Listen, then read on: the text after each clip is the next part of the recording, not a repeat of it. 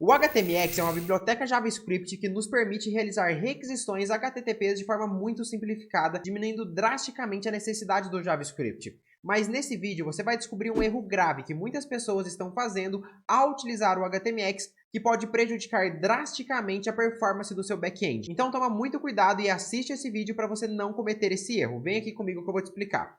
Primeiro, eu quero mostrar para vocês o que é o HTMX e para que a gente utiliza ele. Então essa daqui é a aplicação que a gente desenvolveu na última aula de HTMX que a gente postou aqui no YouTube. Basicamente, ela cria e deleta produtos do banco de dados e realiza a listagem deles. Então quando eu digito o nome de um produto, o HTMX faz uma requisição para o meu back-end, verifica se esse produto que eu estou digitando já existe lá dentro do banco de dados. Se ele já existir, ele mostra uma mensagem que eu não posso cadastrar. Caso não exista, ele mostra que está tudo bem, eu posso cadastrar. Dito o preço do produto, eu salvo, posso salvar quantos eu quiser. Se eu clicar no X, eu deleto.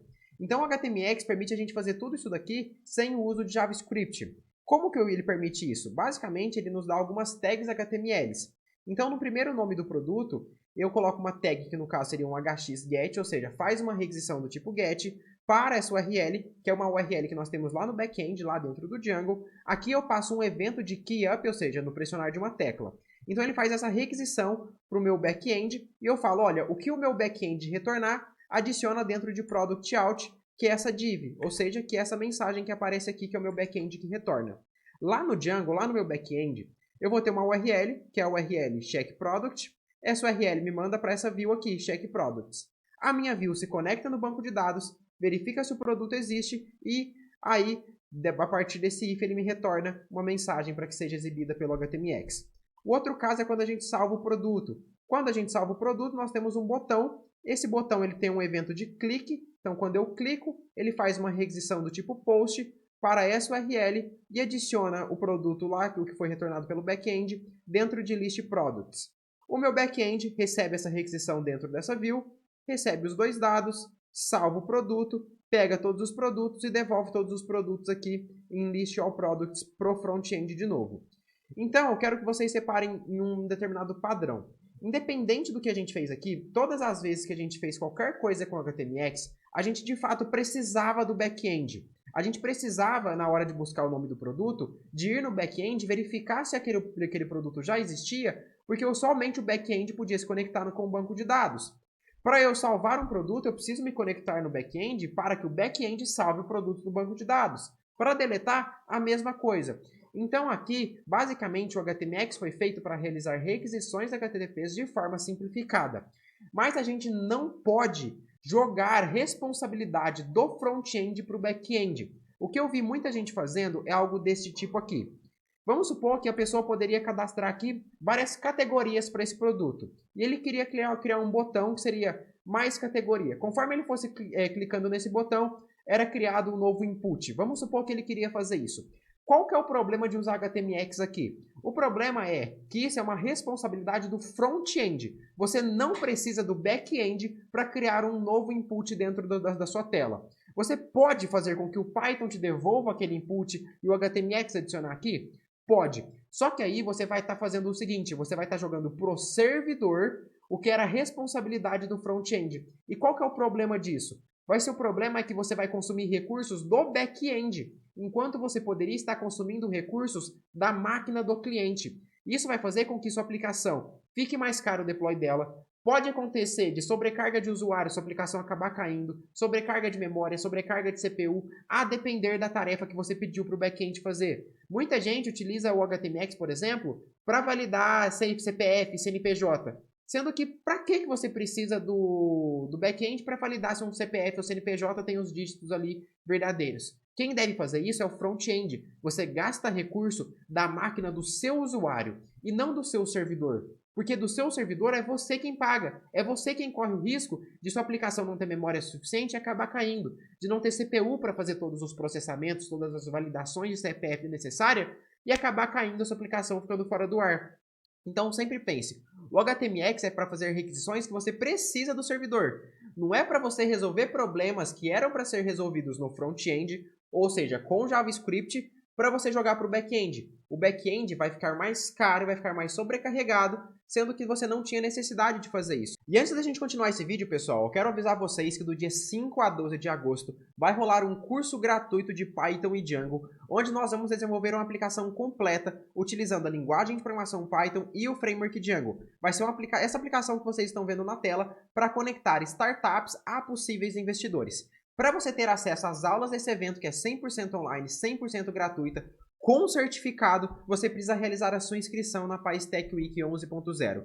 É só acessar o primeiro link da descrição, preencher o seu nome, e-mail e seu WhatsApp e depois entrar em nosso grupo fechado do WhatsApp para que você receba acesso a todas as aulas, tá? Assistindo esse vídeo você vai ter uma prévia da aplicação que nós vamos desenvolver. Então vai lá, faz a sua inscrição e eu te vejo no continuar desse vídeo. Deixa eu mostrar um exemplo de como você não deveria utilizar o HTMX aqui.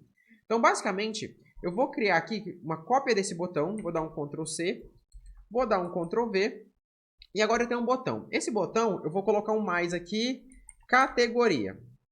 Então eu quero criar um novo input para eu poder digitar as categorias. Conforme eu clico, ele vai salvando ali. Vou criar uma URL chamada categorias. Vai ser o clique do botão também. E eu vou jogar o resultado do meu back-end para uma div chamada addCat. addCat já está bom. Aqui eu já até tenho uma div chamada categorias, então eu vou utilizar ela. Então, quando eu clicar em categorias, eu quero que um input seja adicionado aqui dentro. Normalmente a gente faz isso com JavaScript puro, ou seja, tudo roda na máquina do cliente, na máquina do usuário. Se a gente joga isso daqui para a responsabilidade do servidor, olha só o que vai acontecer. Quando eu venho aqui, vou ter que criar aquela URL, então path, vamos criar a URL categorias. Ela vai me redirecionar para HTMX views, ponto, categorias, a gente já cria.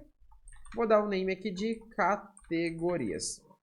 Aqui na nossa HTMX views, a gente vai criar uma nova div chamada def categorias e ela recebe a request. Essa div, ela vai retornar para a gente um render chamado request, que a gente passa a requisição do usuário, e ela vai retornar um arquivo parcial para nós, que vai ser um HTML, um trecho de HTML. E eu vou chamar ele de addCat. Vou vir aqui nos meus arquivos parciais, HTMX Components, novo arquivo, add_cat.html.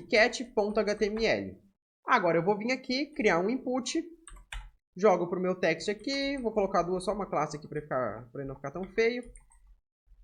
Class é igual a btn-success. Ok, vou dar um BR só para ele quebrar uma linha.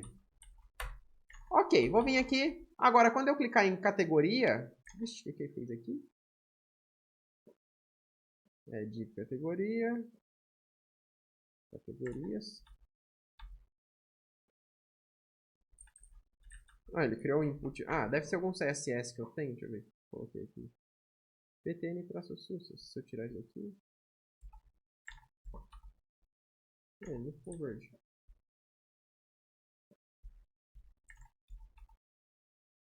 btn não é um botão. Eu tô criando um input e coloquei classe de botão aqui. É form-control. Aí sim. Agora sim. Quando eu clico em categoria, ele vai lá e cria um novo input para mim. Perfeito, tá funcionando. Parece que tá tudo bem. Mas olha só qual que é o problema disso daqui. Quando você clica em add categoria, o seu front-end vai fazer uma requisição para o servidor. Você já consumiu a rede do servidor.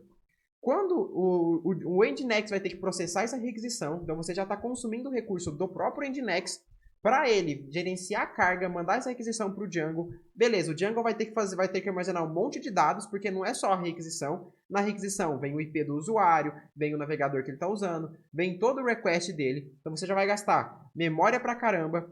E aí, ainda por cima, aqui você vai ter que gastar recurso de disco para abrir o arquivo addCat, retornar ele. Então você está fazendo tudo isso basicamente no servidor. Você está gastando o recurso do servidor, enquanto você não deveria fazer isso. Você deveria fazer isso única e exclusivamente com JavaScript. Por quê? Cara, o que você utilizou do servidor aqui? Você precisava de qual informação que você não tinha no front-end para fazer uma requisição para o servidor? Você não tinha nada. Você está utilizando o servidor como se fosse uma funcionalidade do front-end. E você não deve fazer isso. Não importa o exemplo que seja. Se você não utiliza alguma coisa que você realmente tenha no servidor, que você não tenha no front-end, você deve fazer apenas com JavaScript puro. Consome recurso do seu usuário, exceto em salvas condições que, se você precisa, você sabe que você precisa, e vou dar alguns exemplos. Vamos supor que você está trabalhando com alguma funcionalidade de alguma aplicação de, por exemplo, manipulação de imagens, e você sabe que os seus usuários têm computadores não têm computadores potentes. Os computadores dos seus usuários são computadores mais antigos, é para um público mais idoso a sua aplicação, alguma coisa do tipo, que utiliza computadores não tão modernos, não vai ter uma placa de vídeo, não vai ter uma CPU forte, não vai ter uma quantidade boa de memória de RAM. Ou seja, são computadores antigos, você conhece o usuário da sua aplicação e você sabe que eles têm computadores fracos e que provavelmente o computador deles não iriam conseguir rodar aquela tarefa que você tinha que executar. Nesses casos em específico, pode ser interessante você executar uma tarefa que era a responsabilidade do front-end no servidor apenas para permitir com que o usuário de computadores fracos consigam rodar a sua aplicação. Somente se isso for interessante para o seu negócio. Se não fizer sentido no negócio de vocês, aí sim você deixa para o front-end mesmo. Em termos técnicos, isso é uma responsabilidade do front-end. Em termos de negócio, talvez seja interessante você assumir esse processamento, assumir essas responsabilidades para você ter um cliente a mais. Beleza? Então esse seria o salvo caso, a única exceção na qual você queira diminuir o processamento do seu front-end, por isso você sabe que seu usuário não tem condições de processamento para executar aquela tarefa. Então, nesses casos em super específicos, tá tudo bem você fazer isso daqui. Fazer uma requisição HTTP para realizar uma tarefa que era a responsabilidade do front-end no back-end, somente nesses casos. Então, sempre que você fizer algo desse tipo, verifica. O que você está usando do servidor? A request foi inútil, a gente não processou nada, a gente não validou nada, a gente não se conectou com concessões, a gente não se conectou com banco de dados, a gente não salvou nada em cache, a gente não usou fila de tarefa, a gente não fez nada que um back-end faz. Isso daqui poderia ser feito 100% e exclusivamente com JavaScript no front-end. Então, não importa qual seja o caso. Ah, Caio, aqui foi um exemplo de criar um novo input. Ah, Caio, se eu quisesse validar CPF, validar CNPJ, se eu quisesse realizar uma conta, qualquer coisa que você não precise do back-end, você não precisaria fazer isso, você não deveria utilizar o HTMX nesses casos, tá? Porque se a gente olha somente um usuário na sua aplicação, isso daqui é praticamente irrelevante. Uma única requisição para o seu servidor para retornar um HTML, isso não vai ser um problema de performance. Mas conforme a sua aplicação for escalando, para quem trabalha em grandes empresas, com aplicações de larga escala, vamos pensar no Spotify, no Instagram, no YouTube, com dezenas de milhares de usuários, ou já milhares de usuários já é mais do que o suficiente para causar problemas. Nesses casos, aí sim, isso daqui já causa um problema de performance grande. Um usuário acessando o disco é uma coisa, 10 mil é outra, 500 é outra coisa. Então sempre pense em questão de larga escala. Porque às vezes a gente testa na nossa máquina e está funcionando. Eu clico aqui e instantaneamente ele mostra o input para mim. Mas será que com 500 usuários o resultado seria o mesmo? Com 10 mil usuários? 1 milhão, 2 milhões?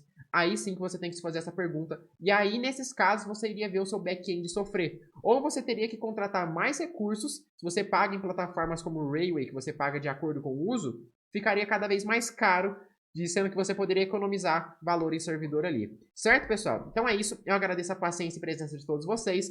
E se você não viu o vídeo de HTMX ainda, eu recomendo que você veja, que está aqui nesse canal.